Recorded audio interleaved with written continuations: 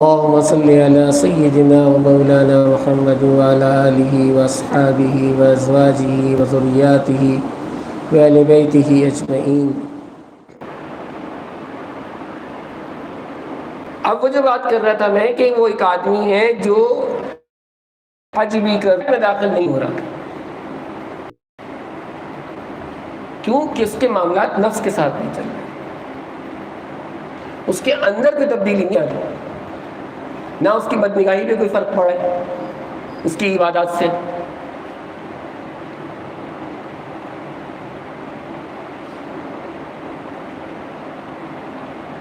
ہے نا؟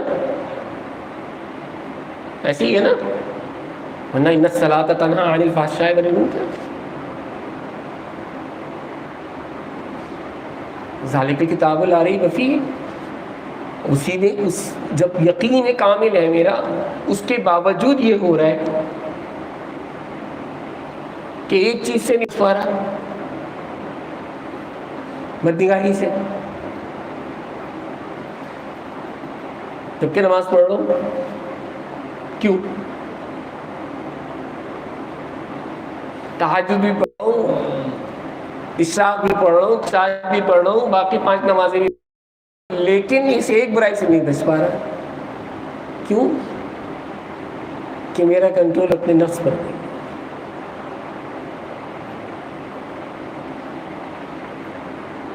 اب نفس پر کنٹرول کرنا مجھے میرا ماسٹر سکھائے گا، میرا مینٹور سکھائے گا، میرا مرشد سکھائے گا۔ اب مرشد کے نام کو بدنام اتنا کر دیا گیا ہے کہ پیر مرشد کہ تعویذ گنڈے والے، ارے وہ تو تعویذ گنڈے والے پیری مریدی والے لوگ ہیں۔ ارے بھائی،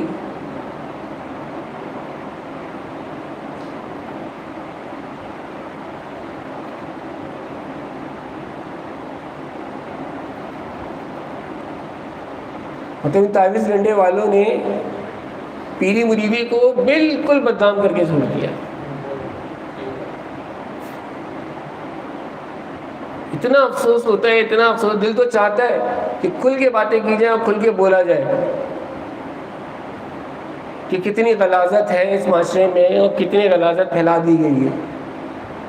لوگ ہر اس تعویذ گنڈے کرنے والے کو پیر ہی سمجھتے ہیں نا، جو جتنے ناجائز کام کر رہے ہیں سب پیر، خلاف شرع کام کر رہا ہے، خلاف شرع غولیہ ہے، سب کچھ ہے، تم آنکھ کے اندھے ہو۔ جب تمہیں کوئی بیماری ہو جائے، اگر تمہیں کوئی قلب کا آسرا ہو جائے تو 10 لوگوں سے پوچھتے ہو کہ یار ہارٹ اسپیشلسٹ کون ہے، ذرا یہ بتا دو، بہترین فزیشین بتا دو یا بہترین سرجن بتا دو مجھے، اچھا کڈنی کے لیے کون سا ہاسپٹل سب سے بیسٹ ہے یہ بتا دو۔ کیا ادیب رضوی سے بھی بڑھ کے کوئی ڈاکٹر آگے ہے؟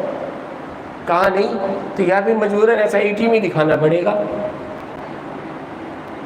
تو وہاں تو تمہارے سارے دماغ کام کرتے ہیں، اور جب معاملہ آ جائے یہاں پر تو پھر کیا ہو جاتا ہے؟ وہاں کے اندھے کان کے بہرے ہو جاتے ہو، کوئی بھی بچہ انگلی پکڑ کے لے جائے چلے جاؤ گے اور بغیر دیکھے وہاں پہ مان لو گے، اور ایسی مانتے ہیں کہ ہم کہہ رہے ہیں کہ نہیں بھائی ایسا کچھ نہیں ہے، نہیں اس نے کہا ہے۔ ارے بھائی وہ خدا ہے،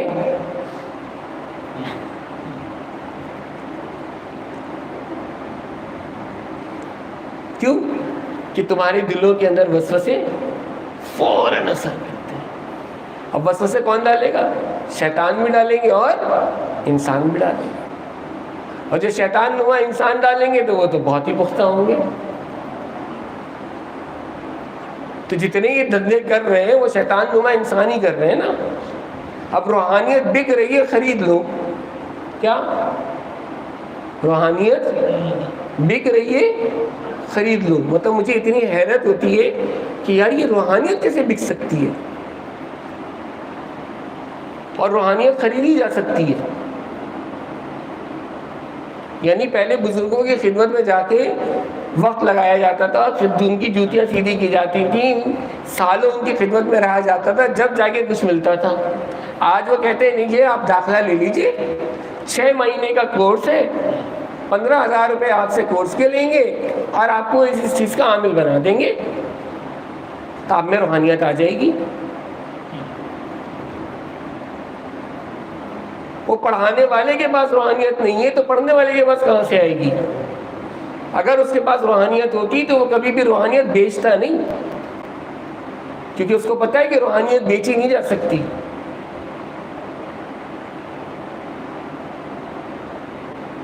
تم تعلیم بیچ سکتے ہو، تربیت کو بیچ سکتے ہو؟ تعلیم کو کتاب میں ترتیب دے کے، علم کو کتاب میں ترتیب دے کے بیچ سکتے ہو، اور تربیت بیچ دو گے؟ پھر یہی ہوگا کہ وہ ہر چوک کے اوپر دکانیں کھول کے بیٹھے ہوئے ہوتے ہیں اور لوگوں کو بیوقوف بنا رہے ہوتے ہیں۔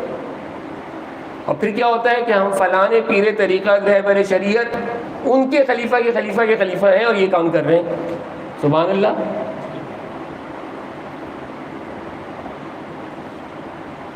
حضرت کی شریعت ندارت، حضرت کو اسباق سلوک ندارت، سلوک کا سین ندارت، تصوف کا تے ندارت، چلے پوچھ لو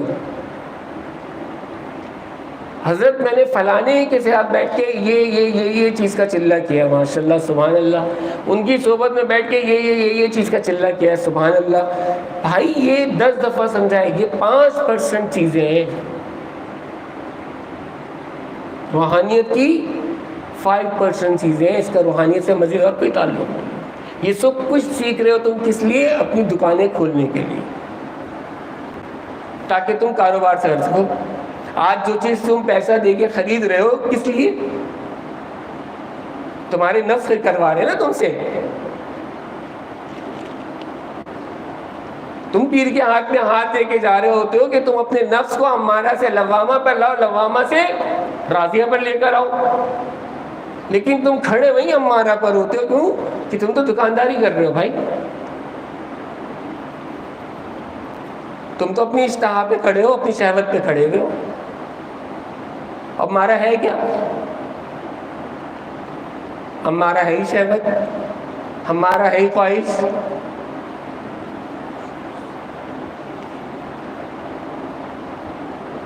ہر اس چیز کی خواہش